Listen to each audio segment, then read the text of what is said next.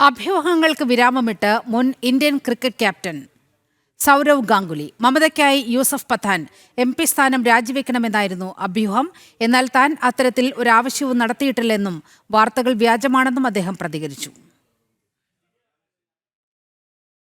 പശ്ചിമബംഗാൾ രാഷ്ട്രീയത്തിൽ കഴിഞ്ഞ ദിവസങ്ങളിലായി വലിയ ചർച്ചകൾക്ക് വഴിവെച്ച അഭ്യൂഹങ്ങൾ തള്ളി മുൻ ഇന്ത്യൻ ക്രിക്കറ്റ് ടീം നായകൻ സൗരവ് ഗാംഗുലി. മുൻ മുഖ്യമന്ത്രി മമതാ ബാനർജി പാർലമെന്റിലേക്ക് പ്രവേശിക്കുന്നതിനായി ബർഹാംപൂർ MP യൂസഫ് പത്താൻ രാജിവെക്കുമെന്നും ഇതിനായി തൃണമൂൽ കോൺഗ്രസ് ഗാംഗുലിയുടെ സഹായം തേടിയെന്നുമുള്ള വാർത്തകളാണ് പ്രചരിച്ചിരുന്നത്. ഒരു ബംഗാളി ദിനപത്രത്തിന്റെ റിപ്പോർട്ടിനെ തുടർന്നാണ് രാഷ്ട്രീയ വൃത്തങ്ങളിൽ ചർച്ചകൾ ശക്തമായത്.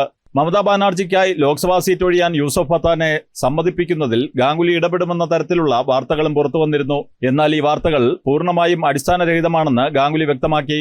പ്രചരിക്കുന്ന അവകാശവാദങ്ങൾക്ക് യാതൊരു സത്യാവസ്ഥയുമില്ലെന്നും തനിക്ക് ഇത്തരമൊരു വിഷയവുമായി യാതൊരു ബന്ധവുമില്ലെന്നും അദ്ദേഹം കൂട്ടിച്ചേർത്തു. ഗാംഗുലിയുടെ വിശദീകരണത്തോടെ അഭ്യൂഹങ്ങൾക്ക് താൽക്കാലിക വിരാമമായെങ്കിലും ബംഗാൾ രാഷ്ട്രീയത്തിൽ മമതാ ബാനർജിയുടെ ഭാവി രാഷ്ട്രീയ നീക്കങ്ങളെക്കുറിച്ചുള്ള ചർച്ചകൾ തുടരുകയാണ്.